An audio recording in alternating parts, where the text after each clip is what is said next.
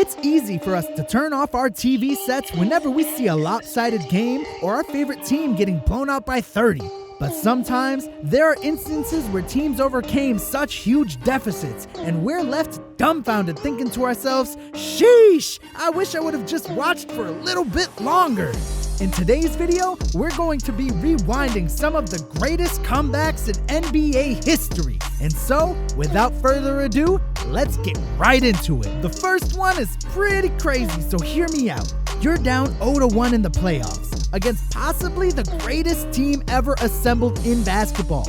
You're being pummeled on their home floor with a 31-point deficit in the third. And to make matters worse, you've got no superstar to save you from this catastrophe. As far as I'm concerned, you have 0% chance of winning.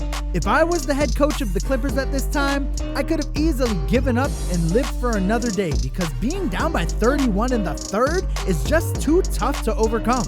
Not to mention, it was an away game against, like I said, possibly the best basketball team ever assembled. But this is the 2019 version of the Clippers. Well, they had other plans in mind.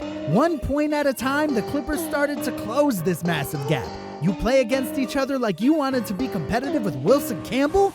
Wild shot by the start of the fourth quarter, they managed to trim down the lead to just 14.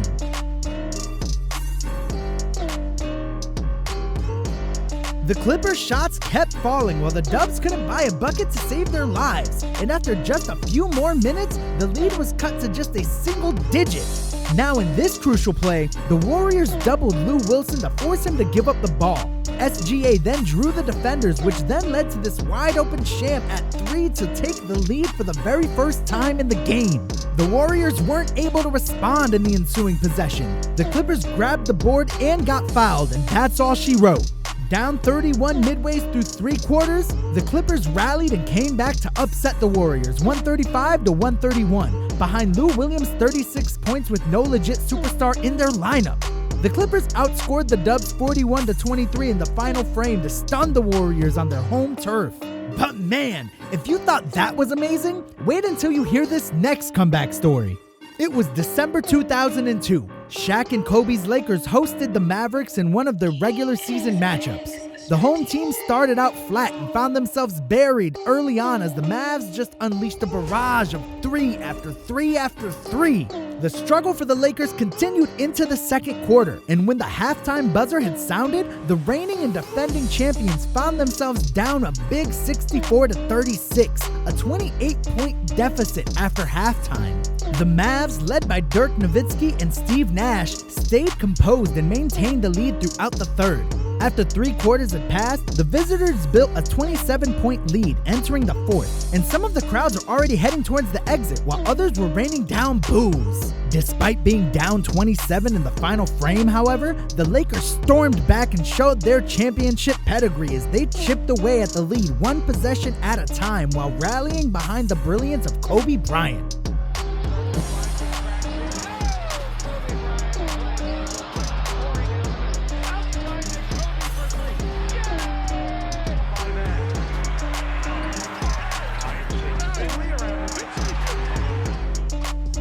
When the game was finally tied at 103 apiece, the Mamba just took over.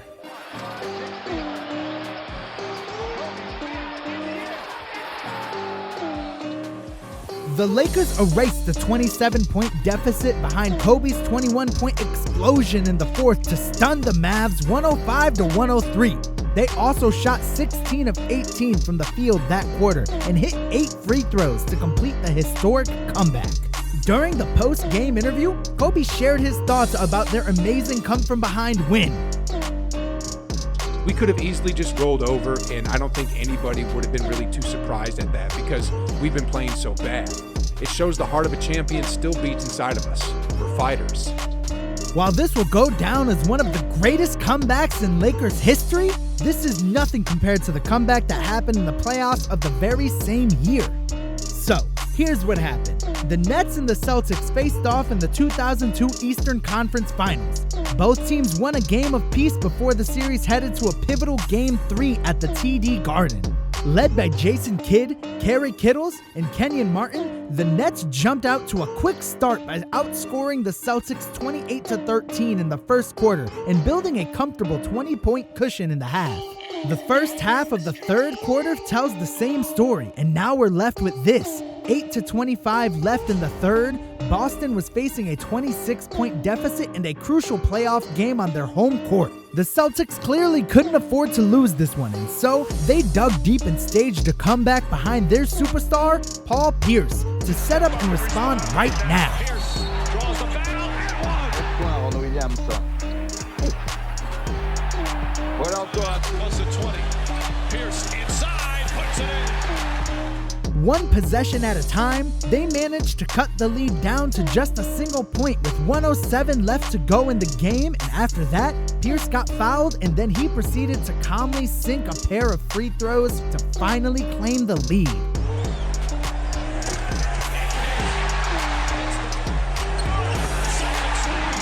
The momentum clearly swayed in Boston's favor, and in this next possession, the Nets turned the ball over to seal their fate in for good.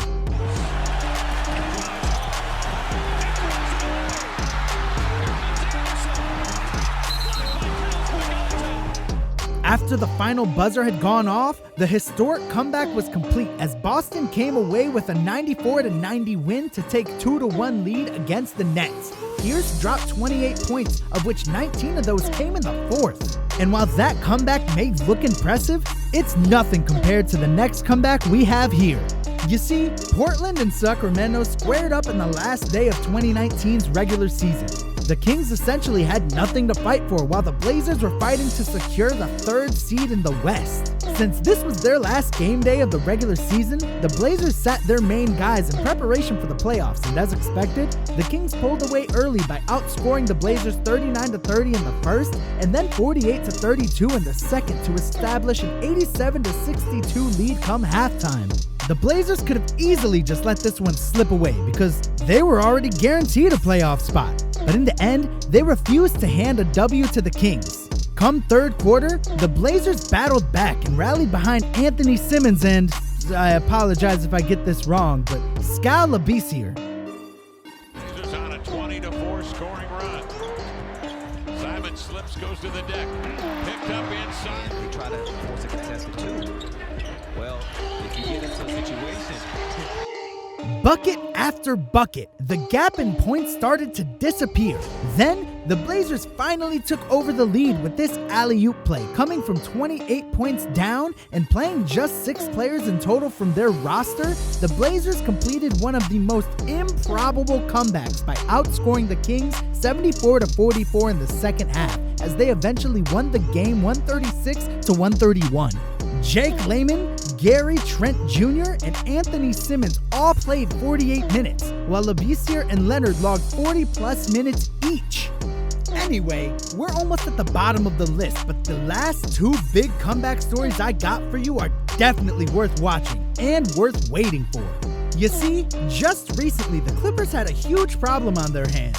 After struggling in the early parts of the game, the Clippers found themselves in a real bad shape come halftime as they were down by 30. Despite this, however, the Clippers battled back and they were able to slightly cut down the lead to 20-30 at the start of the fourth, and from there, this raging lineup of Clips kept fighting one bucket at a time. And another and one. Winslow to Harden. Alone for 3. Holds the finish. Splash! After trimming down the huge lead, it seemed that the Clippers still wouldn't be pulling off this one because, as you can see here, they were still down by 6 with the clock clearly not on their side. However, an unlikely hero rose to the occasion and saved the day for the Clips. In the succeeding possessions, Luke Kennard channeled his inner Tracy McGrady and scored 7 points in the last 10 seconds. First, he hit this parking lot 3. No timeouts for the Clippers. Kennard gets the inbound, fires a deep 3 in the air. It's good. In the next possession, he delivered this crazy shot to stun the Wizards. To Kennard, the 3 for the tie. Oh my God! After sinking the game-winning free throw, Kennard and the rest of the Clippers pulled the unthinkable by overcoming 35-point lead to win the ball game 116-115 without Kawhi or Paul George backing them up. As per records, this was the biggest comeback in Clippers history and was almost recognized as the biggest comeback in the era of the modern NBA. Alright guys, we're now down to our last story here, and what better way to close this out than by reliving the greatest deficit comeback in NBA history. The chance of overcoming a 36-point deficit is almost impossible, especially if you're playing in the most competitive basketball league in the world. But somehow, someway, the Utah Jazz managed to pull it off.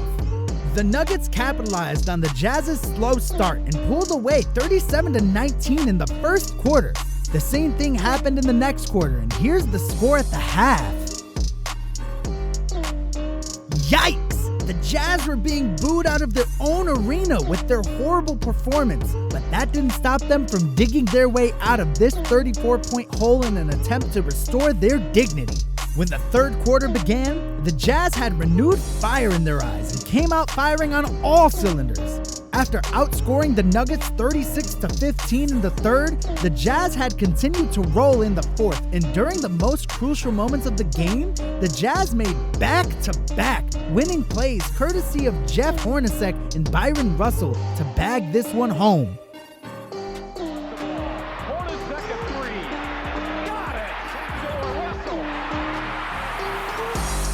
In the end, the Nuggets choked and yielded to the Jazz 107-103. The mailman had a monster double-double of 31 and 17, while Hornacek finished with 29 points. Guys, I don't even want to imagine how the Nuggets players felt when they returned to their homes. Anyway, that's all for now.